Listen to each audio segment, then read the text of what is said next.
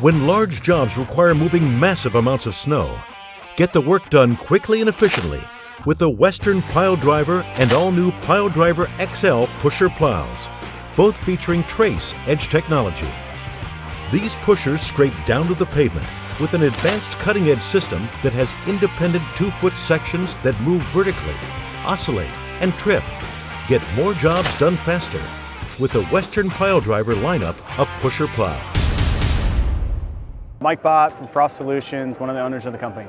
What we do is provide a mini weather station to give you a tailored forecast to those particular locations so you know where and when and what to do in those parts of town. You know there's 2 or 3 or 4 or 5 different ways that people can experience tremendous value having a technology like this.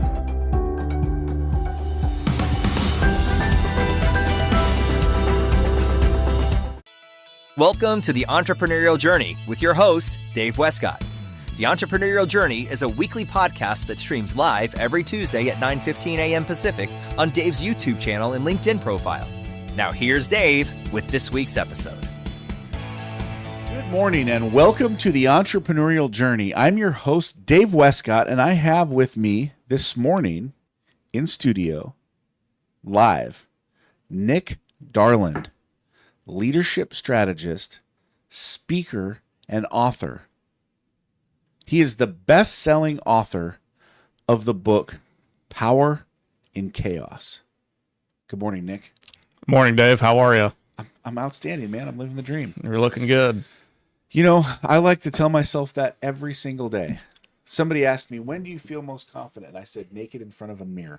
Self-talk, man. It's all true. I love every minute of it. You can ask my wife. All right. So we're having a lot of fun. You've got a background in military leadership, business ownership, executive coaching. You are killing it. You have the Nick Darland experience. I called it the Nick Darling experience. So is my wife. But the Nick Darland experience. So talk to me about your entrepreneurial journey. What got you started down the path of becoming an entrepreneur? You know, that's a pretty multifaceted answer to that question, so I'll just start from the beginning. I believe that my entrepreneurial journey started just from the decisions I made at an early age, right? Challenge and overcome, challenge and overcome, challenge and overcome, to the point where when you overcome so many challenges, there really is no one you can work for, right? That's just my opinion. I believe that you get to a point where you're confident in yourself enough that through these life experiences, you've proven to yourself over and over again that, well, I can do this, right? I can figure it out at least. Yeah. My entrepreneurial journey started at 20. I was going through a bunch of financial things, and I thought that the answer to all of my problems was to start a company, and I would make so much money that all of my problems would go away. Did they go away? No, they got worse. They got worse. Because I had no idea, right? Being an entrepreneur is so much more than, my industry, construction. It's so much more than just hanging bags and swinging hammers. You got to know how to sell jobs. You got to know how to delegate. You got to know how to manage. You got to know how to follow through, right? You got to know how to plan, execute. None of those things I knew. I knew how to swing a hammer, right? I knew how to build something that somebody told me to build. And so, I started this company, and I didn't know what an LLC was. I didn't know what insurance was. I just had tools in the trunk of my car. And needless to say, it failed miserably. I got audited by the IRS, and I was like, well, that didn't work. So I pivoted, and I went and worked at a factory for about 1.5 years. Knew that wasn't the life for me. The idea of being in a hot, windowless factory was dreading for me. And the thing that motivated me to get out, because here's the funny thing with the factory is it was the first time in my life that I'd actually made decent money, right? When I worked construction, I worked for like $12 an hour. which is funny now because I hire somebody and you're not going to hire a kid out of high school for anything less than 18 or 20.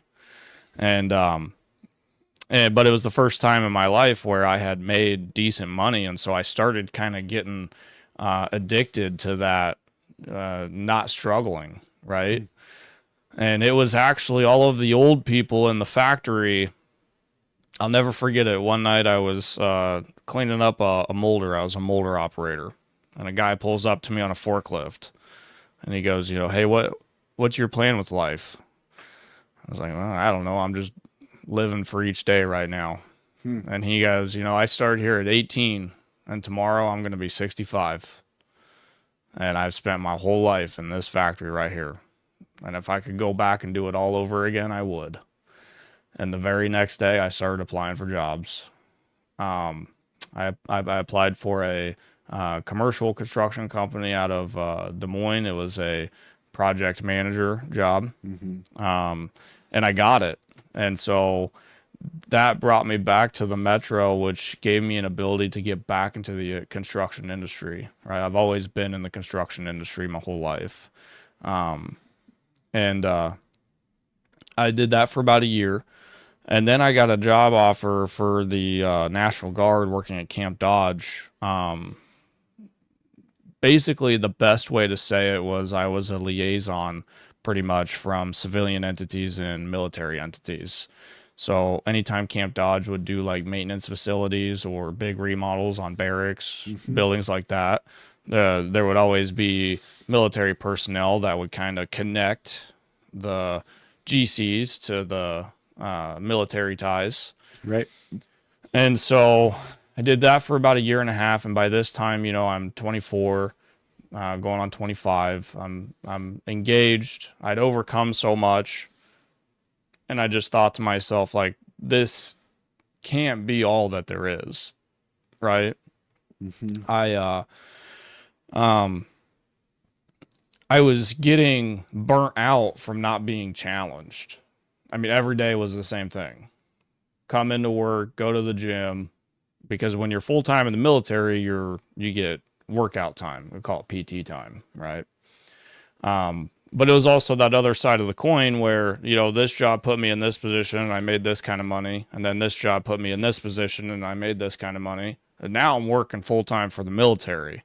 So I got free health care. I got tax-free money coming, BAH, substance allowance, plus my base pay, right?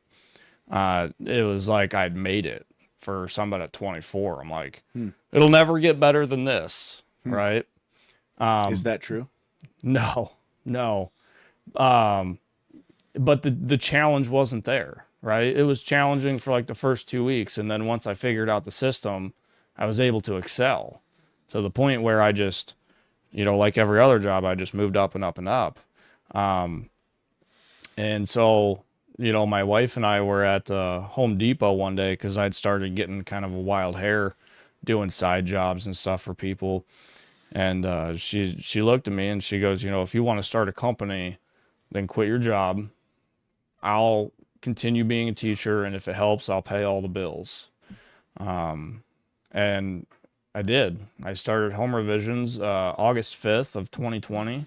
I went full-time into it May of 2021 because I'm a firm believer in statistics. And statistically speaking, you have a 33% chance of success more if you stay at your current job and do your business until your business gets to some traction and it starts replacing that income. Like, don't just jump ship and then figure it out, because you're going to burn yourself out because you have no idea what to do and you have no money to keep going. And I got into it. I hired my first guy the day that I went full time, and it's evolved from there. We're in 5 years now. I'm at a point where I'm not necessarily a part of the day-to-days. I'm able to travel and do what I want to do, within the narrative and the parameters of my life. But, we bought our first commercial building here back in December. And it's been a journey. And now I I am where I am, and I'm looking around and I'm asking myself, what's next? Right. And I think that's kind of the entrepreneurial bug, right? You get to a point where you've overcome and you've planned and executed and then you get to a point where you're like, okay, what's next? Except it's different, right? It's not survival. You're not reacting to life. You're in a creation mindset where you're like, okay, what life do I want? Who do I want to be? What do I look like in 5 years? What am I doing? Who am I talking to? What do I dress like? What do I sound like? What books am I reading to get there? What conferences am I attending to get there, right? It's creating a perception of a narrative that in the beginning you have to like believe that you can do it. And then you go through this kind of identity crisis, but then it just starts happening and it becomes you. So That's very interesting. And so through that, what I hear you saying is, you talk to the guy in the warehouse, because I want to go back to the warehouse. You talk to the guy in the warehouse, and he had started when he's young, and you said he had just turned 64, 65 years old. And you asked him, would you do it all over again? And his answer was yes. No, he asked me what I wanted to do. And I said, I don't know. I'm living it day to day. And he told me, he said, I turned 65 tomorrow. I started working here at 18. I've been here my whole life. And if I would do it all over again, I would. Meaning he would do it differently. Oh, he would not go back into the warehouse. Right. And he would not spend his life in the warehouse. Right. Okay. And so the warehouse experience, when you heard that, you got that information from him, you said, that's a path I could potentially see myself on. I'm not doing that. I'm out of here. Right. And I think it stems from, too many people are a victim to a story missing their own words. Right. They just live their life surviving, and they get comfortable and they stay. And there's one thing my life has taught me is that you will die in contentment. That's interesting. I was doing some Navy SEAL training. And in this Navy SEAL training, one of the things you had to do was you had to crawl through a swamp. We were down in Texas, and it's hot in Texas, and there's snakes and bugs and all sorts of stuff. And so you got this swamp, and you got to crawl about the length of a football field. And you got to crawl it on your belly, mush through it. It's disgusting. You've probably done something similar in your military training. And you got to do it, and then you got to run back. And then you got to do it, and then you got to run back. And then you got to do it, and you got to run back. And you got to do it 10 times. But you have to do it in perfect sync with the guy next to you. You have a partner. Mm-hmm. If your partner falls behind, you got to fall behind. If your partner speeds up, you got to speed up, right? So you got to do it together. You don't get to leave your partner hanging. Right. And when you do that at the end, like, I'm going to tell you what, you are hot. You are tired. You are beat. You are destroyed physically. Like, your arms, your body, everything is just tired. And you smell gross. And I don't know if that's worse than the tired or not. But what they have you do is they have you lay down shoulder to shoulder in the swamp.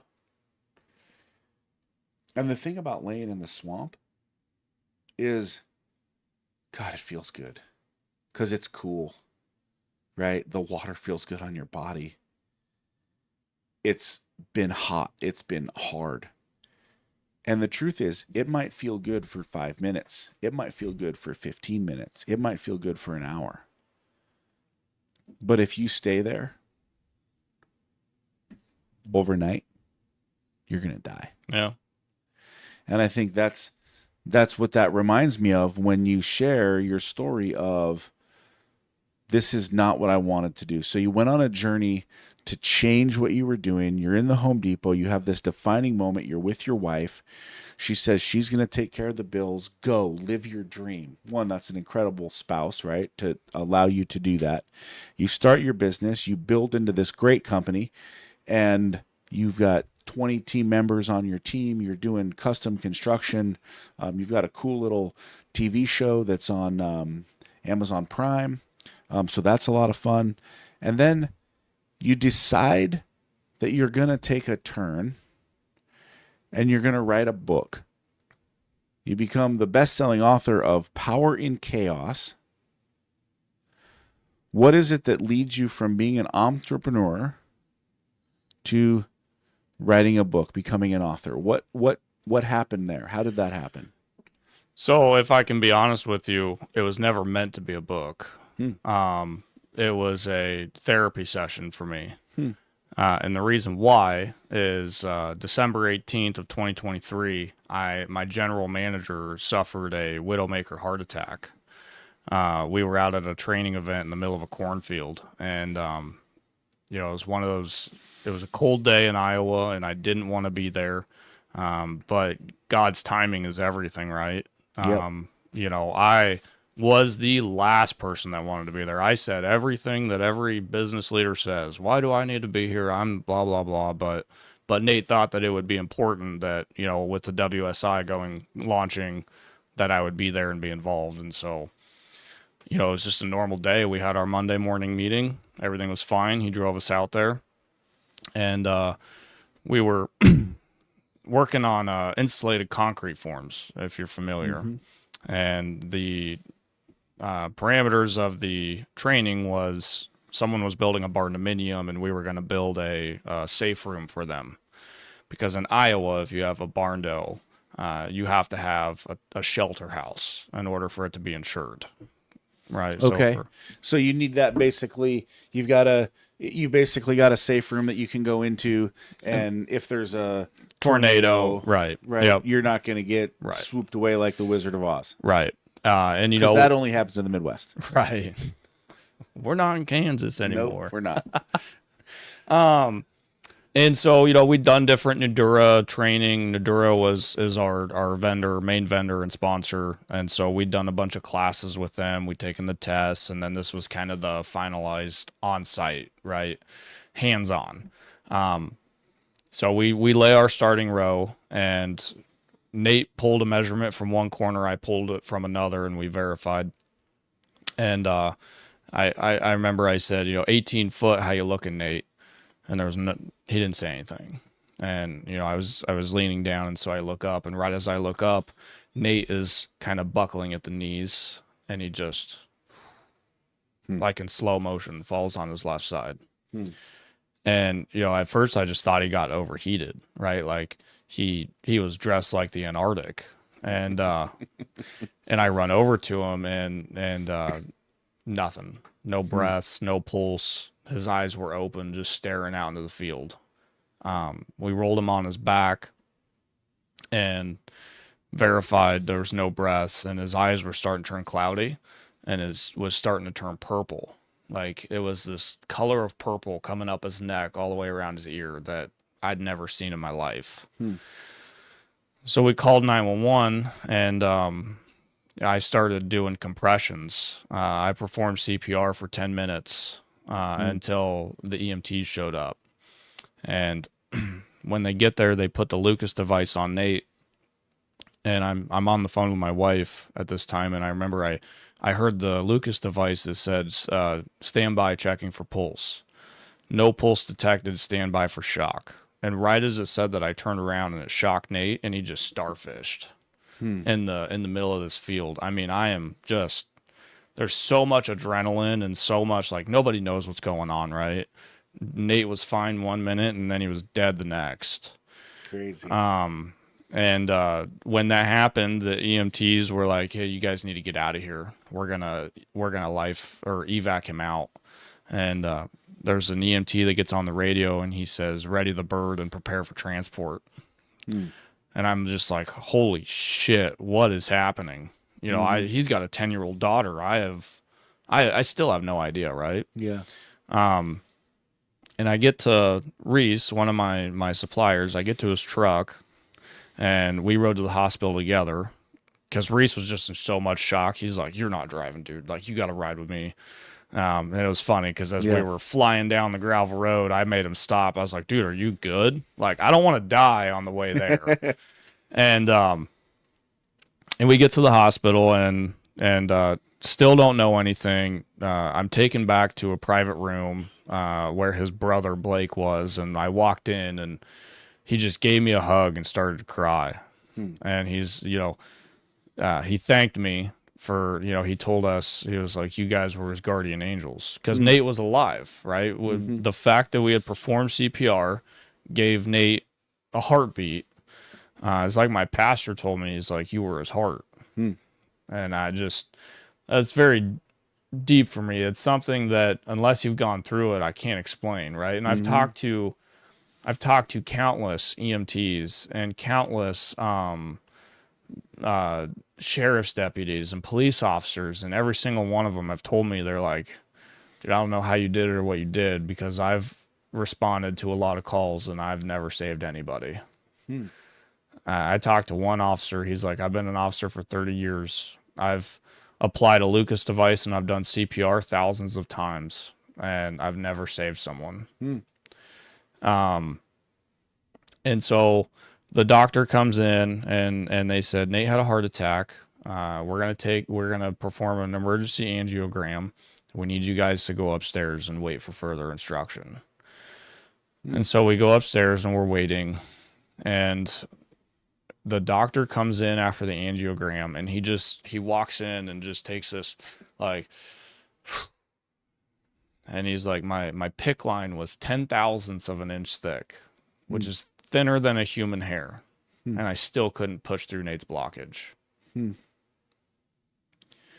He then tells us that it was the session, or the surgery was a success. Nate's going to be wheeled up to cardiology ICU. Go up there. We'll have a team come and talk to you guys. And so we're waiting in the waiting room, and the cardiologist walks in, and the cardiologist said Nate had what was called a widowmaker heart attack. He had a 99% blockage in his front aorta, which your front aorta is your main valve to your heart. It pushes 66% of the blood through your body. And so when he had that heart attack, I mean, he died. He was gone. He was dead for 1 hour and 13 minutes. That's from the time he dropped till the time they got him to the hospital, was when they were able to get his heart pumping on its own again. Because between me and then the Lucas device, they kept that on him all the way into the helicopter to the hospital. And then finally, when they got him to the hospital, they were able to stabilize him enough that his heart was pumping again. Wow. And following this cardiology team was a couple neurologists. And, the cardiologist gets done, and then this neurologist comes up and he says, hey, Nate isn't out of the woods yet. He went 1 hour and 13 minutes without a breath and oxygenated blood to his brain, right?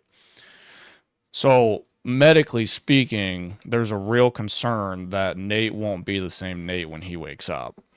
They were sincerely concerned that he was going to be brain dead, but they can't know that until they wake you up, right? They want to see how you respond. So the neurologist said, this is what we're going to do. We're going to take him off the medication. We're going to see how he responds. We want him to be angry. We want him to fight. We want him to be scared. Those are all signs that tell us that the fight or flight in his brain is operating, that lizard part of your brain, right? And so the next morning, I get a call from Blake. Hey, they're waking Nate up. You might want to get here. And I was like, well, I'm already on my way. So they wake Nate up, and he starts fighting. He starts getting angry. All good signs. And the doctors are in there, and the doctor asks Nate, he goes, do you know your name? And Nate shook his head, yes. He said, do you know where you are? Nate shook his head, no. And dude, the room was so packed with friends, family, medical personnel, but so quiet that you could have heard a paperclip hit the floor. And the doctor leans into Nate, and as he's leaning into him, he hands him, a pad of paper and a pen, and he goes, you died. These guys here saved your life. And then Nate looks at me and flips me off. So he was alive, still had some sort of sense of humor. Right. And so that was the thing, we went from being consulted on Nate is not going to be the same Nate when he wakes up to he walked out of that hospital on Friday. Wow. No brain damage. He's got a stent and so now Nate's in recovery and I'm in self-discovery because I'm just floored by what happened. Not only am I going through this like spiritual rebirth process, because like I said the other day, up until this point, God and I never really got along. Yeah, I held a lot of anger towards a lot of things that I had gone through. Sure.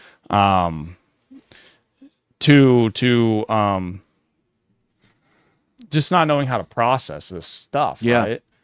I'll never forget it. I got a phone call from the chief innovative officer of the AED Foundation. He saw Nate's story on the news because it was all over the news. Right. Yeah. And that was the second part of it. Like I was being bombarded by news companies. And it was I just wanted to hide under a rock, dude. There was a day where we were at the office and there were 3 different news crews that showed up at our office. Wow. Because it's a story that a guy died, his employer saved his life. Like it was all over the news. It's a great story. Did Nate ever say that he saw anything when he went down? Did he see a light? I asked him. He said, if I did, I don't remember. And I said, dude, well, I'm betting that you and God sat down and had a real good conversation. But he couldn't remember anything. He couldn't. He just said it was all black. He said, I remember driving to the training site, and that's it. Everything from that. No memory in between. Nope. It's interesting. And so when I talked to this chief innovation officer, he actually told me, he's like, how are you doing? I was like, oh, I'm fine, blah, blah, blah. And he's like, no, how are you doing? He said, not too many people talk about the baggage that comes with saving someone's life. And he told me, he's like, that's actually what got me into the AED Foundation is about 30 years ago, I went through a similar experience, except I didn't save them. And so, just going through that, really makes you kind of break yourself down internally and ask critical questions that maybe you thought you'd ask, but you never did. Right. And so for me to process everything, it was a Saturday. I wrote my book in 16 hours. Wow. Yeah. It was a Saturday and I told my wife, I was like, I'm going to go to the office. I'm just going to see if I can do something. Right. 'Cause I couldn't sleep. I couldn't eat. I couldn't do anything. But just think about like, what if it had been me? And I just started writing. I opened a Word document and, I got to the office at like noon that day, left at 9. And the book was pretty much built. Wow. But I didn't, that's the thing though. I didn't realize it was going to be a book until that following Monday. I gave it to my office manager and I'm like, hey, just read this. Let me know what you think. And he did. And he was like, dude, this is really fantastic. What are you doing here? And I was like, I don't know, but I think I'm going to publish it. And I did. I published the book. The book was initially going to be a therapy exercise for me to just kind of let go, right? And that's the thing is people talk about overcoming, right? You overcome so much, but do you hang on to it? Yeah. Do you allow the weight to be carried with you? Yeah. Do you let it weigh you down? Yeah. And that's the thing is I'd overcome so much, but I never let go, right? And so that was my release. And I got a hold of a publisher, and I'll be in Phoenix on Friday. It won the International Impact Award. Wow, So congratulations. I'll be in Phoenix on Friday getting presented that. And that's really the birth of the book in a nutshell. That's exciting. And, when you write a book like that, I mean, people struggle to write a book. You just knock this thing out. Yeah. Did you deal with any, with this notoriety that you've got, becoming a best-selling author, these things, did you have any, backlash from people around you, or have people just been very supportive along the way? I lost my whole family. You lost your whole family. Other than my dad and my aunt, but my mom, I haven't. The only way my mom was going to be okay with the book is if I paid off her mortgage. That's the family I come from, though, right? I'm actually going to be okay with the book if you pay off my mortgage. Yeah, no. I didn't pay hers off. I won't pay yours off. Bummer. But that's just that dysfunction lives in community. Yeah. Right. But so does transformation. Yep. And the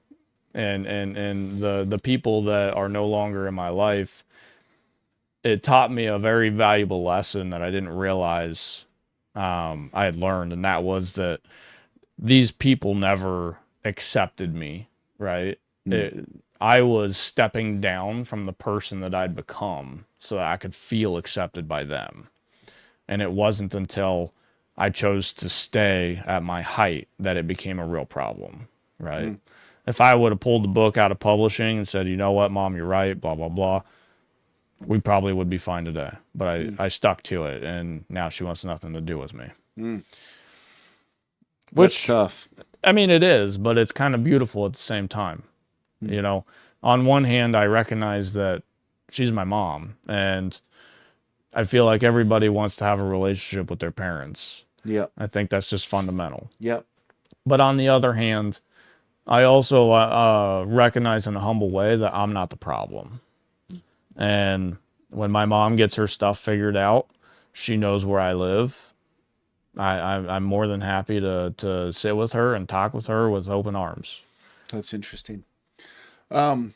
We talked a little bit before the show, and you had shared a little bit about what it's like to run a business, and you had talked about a tough time that you had gone through in business, and things were down, economy was a little bit down, and during this time, maybe jobs weren't coming in maybe like they were supposed to, and you had some money saved up in your business from being so successful over the years, and then as you went through this difficult time, you paid all your employees, you took care of all your employees, you showed this real sense of loyalty to your employees, but as the employees saw the company start to struggle, they left. Kind of some abandonment, and maybe there's some abandonment there with, your mom and the book and family in the book.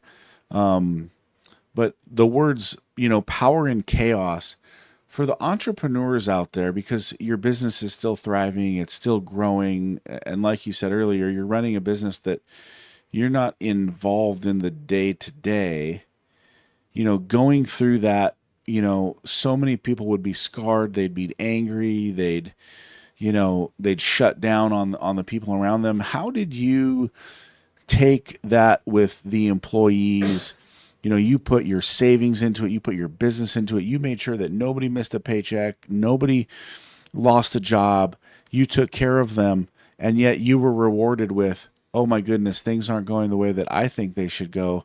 I'm quitting. You went through that, probably had some dark days.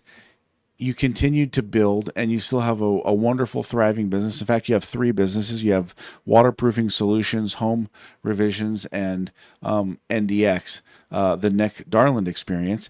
And in that, what lesson is there for other entrepreneurs in going through something that, you feel such betrayal when you put your heart and soul into something like that? How can they overcome that? What lessons can you share with entrepreneurs? I think the most important one is let go of your ego. I think that's the biggest thing that gets in the way of entrepreneurs is they get ego driven. realize that you're not perfect and that your business isn't perfect and it never will be, and take everything as a lesson, right? Yeah, well, my business struggled life for the entirety of 2024. From it felt like December 18th to December. It was just a constant. It started with Nate, and then I had to fire Nate. And then my wife and I lost our youngest daughter. And then the jobs quit coming, right? And then the money started running out. And then I lost everybody. So it was a compounding factor of different things. And It was a perfect storm. it was a perfect storm because if you can shift your mentality to find the lesson, then you can become better from it, right? So what did Nate's experience teach me? It taught me that God is real, and I found God. What did firing him teach me? It taught me that no matter what happens in your entrepreneurial journey, you have to put the business first. Now, you fired a guy whom you saved his life Yeah. a year earlier. Right. How tough was that? It was the hardest thing I'd ever done. How did you do it? It was a compounding thing of different events, right? Nate was really stuck at his heart attack, and it had gotten so bad that I started having people in the office come to me and say, it's either him or me. Right. And it's, as the old saying goes, you can't sacrifice the mass for one. And so it taught me a lot though, right? Like I thought that Nate was going to be my golden goose. I learned that you have to have the right people in the right seats at the right time doing the right things. And when Nate came on, I thought that he was just going to be the next thing for this company. It was going to put me into a position where I could do what I want to do when I want to do it, blah, blah, blah. But he wasn't in the vision and the mission, right? And I'd given him everything. When I hired him, I bought him a brand new truck, and then I bought him another one, and then I gave him an office, and then it just he was never in it the way that someone in his position should have been. Do you think you gave him too much? You built him up too much in the beginning? I gave everybody too much. Not just Nate, but Bobby too. Colin, everybody, Darian, Jesse. I was very people centric to the point where the loyalty and the hey, we can do this together as long as we do it as a team got in the way of the what's best for the company, right? It cost me hundreds of thousands of dollars, and at the end of it all, I had 3 people left. And so at the fallout of that, I just started looking around and saying, okay, what's the gap? What did I learn? How can I do it better? Power and chaos. Right. And I think there's, in everything that you do, there has to be an element of hope, right? Without hope, what anchors do we have in the storms of our life, so to speak? But hope is just hope. You have to take action. You have to move somewhere. And so instead of dwelling on the past and thinking about how horrible things were and how horrible everybody was, I'm like, well, this is what I have. So how can I take it and build upon it? I love that. I was just reading something earlier, and it was almost those exact same things. And it said, a vision without numbers or specificity is just a dream. Right. Right. And vision without action.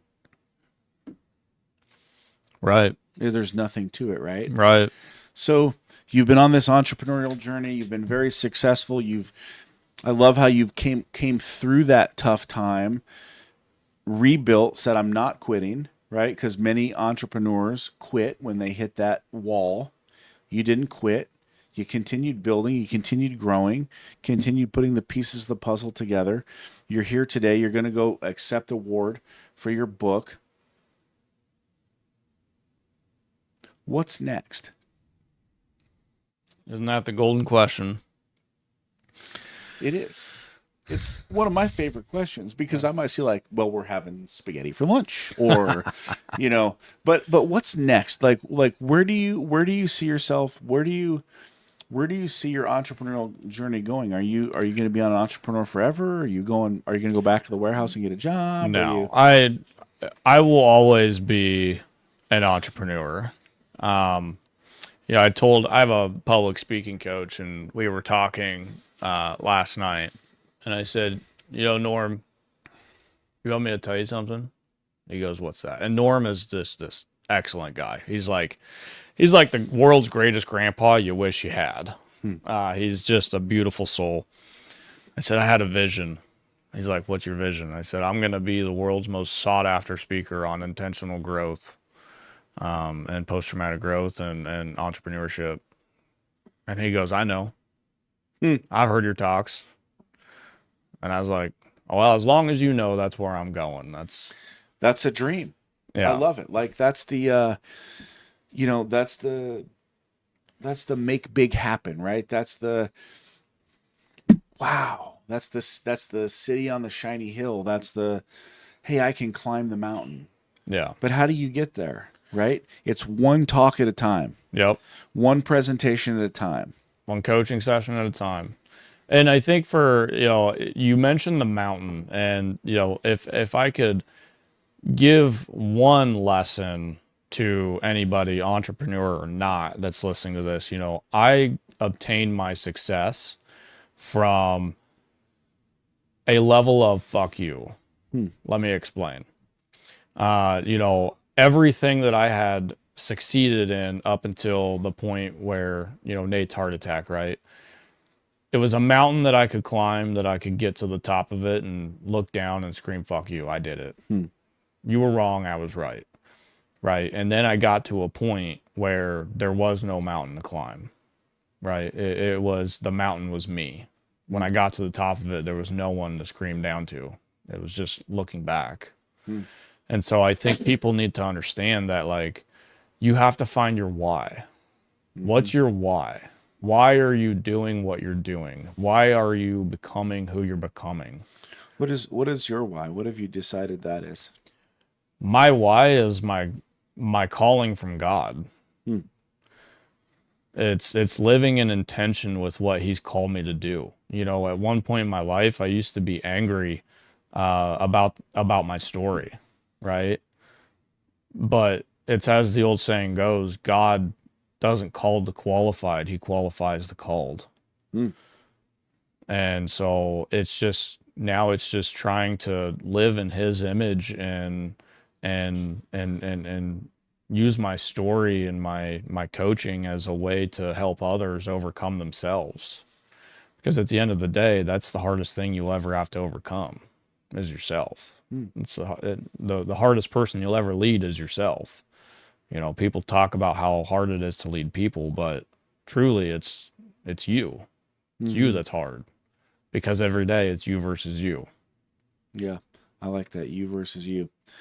All right. The Nick Darland experience. What is it?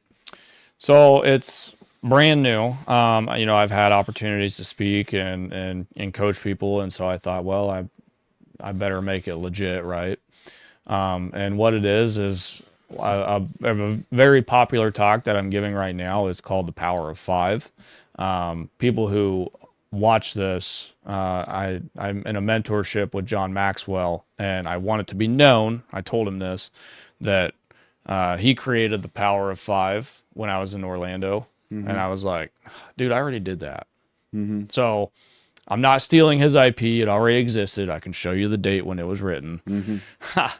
And so what it is it's 5 life lessons that I've learned throughout my life using my story as examples, right?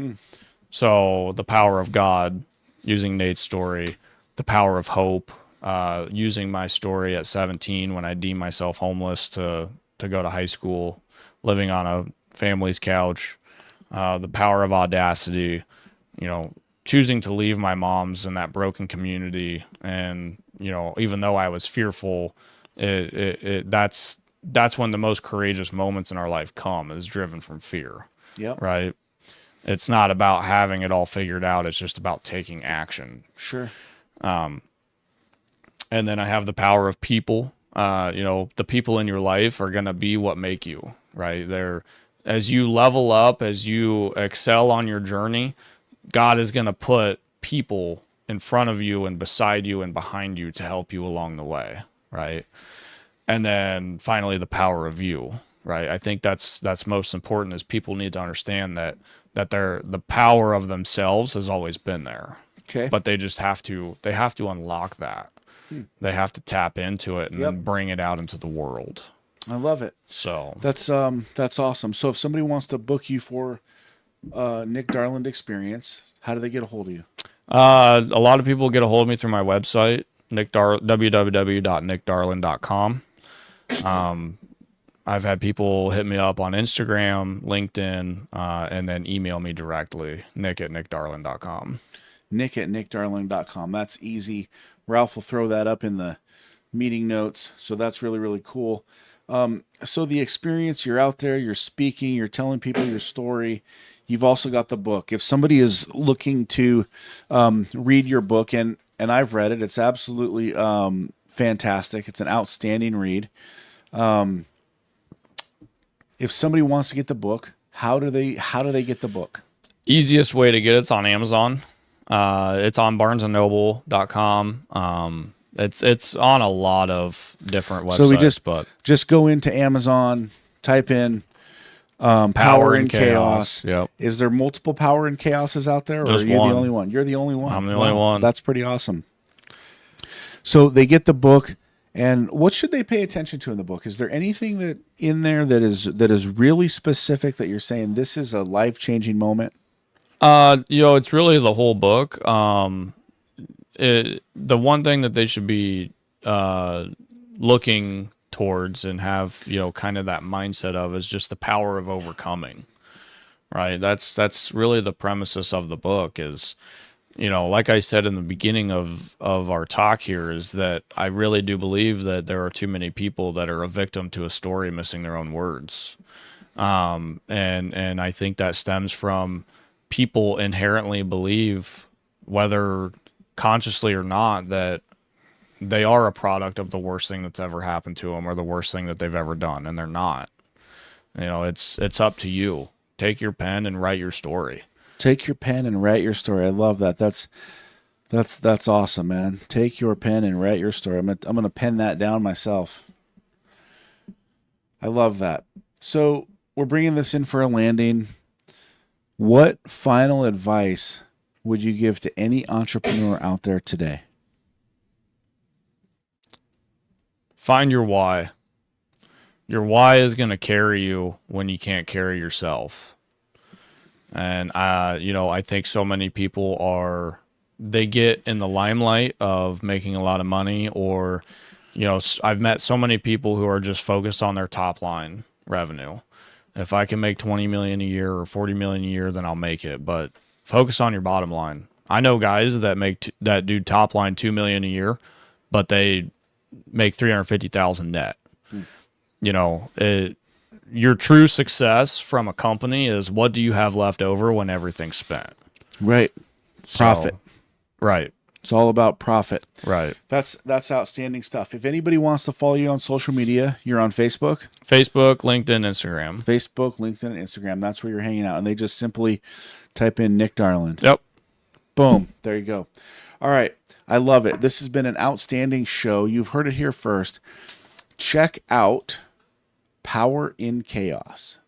And if you're looking to have a dynamic speaker who is going to be the most sought after speaker in the world, you want a book right now, today, the Nick Darland Experience. I like the name NDX. It's got a catch to it. It's very, very cool. I'm your host, Dave Westcott. Follow me on LinkedIn, Instagram, Facebook. We're back 9:15 a.m. Pacific Standard Time every single Tuesday. Thank you so much for being on the show. It's been absolutely fantastic having you here today. Thank you, Dave. Mike Bott from Frost Solutions, one of the owners of the company. What we do is provide a mini weather station to give you a tailored forecast to those particular locations, so you know where and when and what to do in those parts of town. You know, there's 2 or 3 or 4 or 5 different ways that people can experience tremendous value having a technology like this.